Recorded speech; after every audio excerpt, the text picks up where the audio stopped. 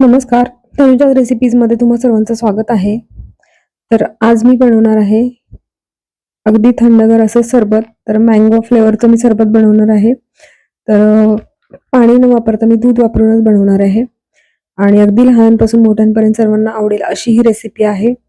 आणि त्याचबरोबर आत्ता जो उन्हाळा आहे तर तो भरपूर उन्हाळा आहे आणि उन्हाळ्यामध्ये बाहेरून आल्यानंतर आपल्याला थंड असं काही ना काहीतरी घ्यावंसं वाटतं. तर बाहेरचं काहीतरी आणण्यापेक्षा असं काहीतरी एखादा ऑप्शन असायला हवंय. तर सरबत बनवण्यासाठी तर मी त्याच्यामध्ये जेली पण वापरणार आहे थोडंसं डेकोरेशनसाठी वगैरे. तर त्यासाठी मी आधी जेली बनवून घेणार आहे आणि सर्वच जेली आपल्याला एकाच वेळेला नाही वापरायची. ती आपण फ्रीजमध्ये स्टोअर पण करू शकतो. जेव्हा पण आपल्याला सरबत बनवायचं असेल तर तेव्हा ती वापरू शकतो आपण. तर जेली प्रीमिक्स होतं मँगो फ्लेवरचं, स्ट्रॉबेरी फ्लेवरचं पण येतं. या आधीच्या व्हिडिओमध्ये मी एकदा स्ट्रॉबेरीचं सरबत आहे तर ते पण बनवलं होतं, रोज सरबत स्ट्रॉबेरी जेलीपासून.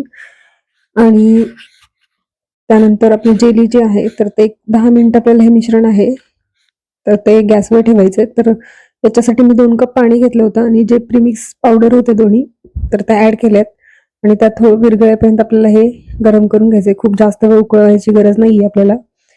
आणि दूध आहे अर्धा लिटर तर ते घेतले आणि त्यातलं थोडंसं दूध आहे तर ते मी वाटीमध्ये काढून घेतलंय, कारण त्याच्यामध्ये मी थोडंसं दूध आहे त्याला थिकनेस यावा, कारण आपल्याला आटवायचं नाहीये बिलकुल. तर त्याच्यासाठी दूध पावडर ऍड करायची आणि कॉर्नफ्लॉवर पण ऍड करायचंय. तर साधारणतः 2 चमचे इतकं कॉर्नफ्लॉवर टाकलंय आणि 2 चमचे दूध पावडर आहे तर ती ऍड करायची आहे. कारण कॉर्नफ्लॉवर आणि दूध हे जर डायरेक्टली आपण असं दुधामध्ये गरम करताना टाकलं तर त्याच्या गाठी आहेत तर त्या मोडता येणार नाहीत, म्हणून आपण थोड्याशा दुधामध्ये ऍड करून घ्यायचंय. तर पार्कची मध्ये मध्ये काही ना काहीतरी हेल्प करायची चालू होती, त्याच्यामुळे थोडंसं जे दूध पावडर ऍड करतानाचा व्हिडिओ आहे तर ते कॅमेरा सेट करता नाही आला आणि हे मग राहिलेलं जे काम आहे ते त्यालाच करायला दिलं होतं मी. मिक्स करायचं पावडर आणि जेली जी आहे तर ती पण आपली तयार आहे आणि एक 10 ते 15 मिनिटं रूम टेम्परेचरला आपल्याला थंड होऊ द्यायची आहे. तर ती पण मी एका प्लेटमध्ये काढून घेतली आहे. आणि अजून एक चॉकलेट मोल्ड आहे तर त्याला वेगवेगळे शेप आहेत प्राण्यांचे. तर पार्थला याच्यामध्ये पण जेली बनवून हवी होती तर ती पण मी बनवली आहे. आणि दूध चांगलं गरम झालं की त्याच्यानंतर त्यामध्ये हे जे मिश्रण आहे बनवलेलं, पावडर मिक्स केलेलं तर ते ऍड करायचंय. आणि जोपर्यंत माझं सर्व बनवून होत नाही तोपर्यंत कंटिन्युअस पार्थ इथेच उभा राहील होता. आणि बघू शकता हे मिश्रण आहे तर ते ऍड केले. मिश्रण ऍड केल्यानंतर आपल्याला एक 5 ते 10 मिनिटच आपल्याला हे मिक्स करून घ्यायचंय. खूप जास्त आटवायची गरज नाहीये, कारण कॉर्नफ्लॉवर आहे आणि दूध पावडर आहे त्यामुळे दूध जे आहे तर ते थोडंसं थिक होईल सरबतासाठी लागेल असं. आणि त्याचबरोबर मी सब्जा पण भिजवून घेतल्या होत्या, कारण उन्हाळा आहे म्हटल्यानंतर सब्जा तर पाहिजे. पोटाला थंडावा देण्यासाठी सब्जा अतिशय छान आहे. तर कोणत्याही प्रकारचं लिंबू सरबत जरी केलं तरी त्याच्यामध्ये मी सब्जा नेहमी ऍड करते.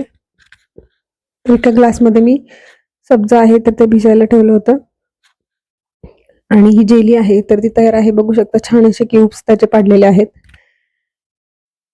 आणि भरपूर अशी जेली तयार झाली आहे. त्याच्यामुळे मी ती एका हवाबंद डब्यामध्ये भरून फ्रीजमध्ये स्टोअर केली होती.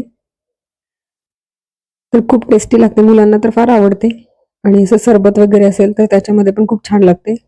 फालुदा वगैरे करताना पण जेलीचा वापर करतात. आणि बघू शकता हे दूध आहे तर ते छान असं तयार झालंय आणि ते मी रूम टेम्परेचरमध्येच थंड करून घेतलंय. तर अगदी झटपट बनवायचं असेल तर तुम्ही फ्रीजमध्ये पण थोडा वेळ ठेवून घेऊ शकता. आणि याच्यामध्ये आता मी सिरप ऍड करतेय, क्रश मँगो क्रश आहे ते. आणि मँगो क्रशने पण बऱ्यापैकी गोड होतं, पण अजून जास्त गोड हवं असेल तर तुम्ही त्याच्यामध्ये 2-3 चमचे साखर पण ऍड करू शकता. तर मी क्रश टाकले त्यामुळे साखर नाही टाकली, खूप जास्त गोड नको होतं म्हणून. आणि क्रश टाकल्यानंतर तर थोडंफार गोड तर होतं आणि जेली पण त्याच्यामध्ये टाकणार आहे त्यामुळे मी साखर नाही टाकली. आणि हे जे आहे तर हे इमल्शन आहे, मँगो इमल्शन. थोडासा कलर येण्यासाठी आणि थोडं फ्लेवर आणखीन येण्यासाठी मी इमल्शन पण ॲड केलंय. आता सरबत आहे तर सर्व करायचंय. तर एका ग्लासमध्ये सब्जा घेतलेत 2 चमचे, जे भिजवलेले होते ते, आणि त्याच्यानंतर त्यामध्ये जेली घ्यायचे. तर एका वाटीमध्ये मी जे चॉकलेट मोल्ड होतं त्याच्यामध्ये वेगवेगळे शेप्सचे होते जेली, तर ते ॲड केले होते. तर ते टाकणार आहे, कारण हा सरबत आहे तर हा पार्थ फिनिश करणार आहे आणि त्याला त्यात जेली त्याच्यामध्ये टाकून हवं होतं. त्यानंतर हे जे मिश्रण आहे तर बघू शकता, खूप जास्त पातळ नाही आणि खूप जास्त घट्ट नाही, असं छान मिक्सचर आहे. तर ते तयार झालंय आणि आता ते ॲड करून घेणार आहे मी.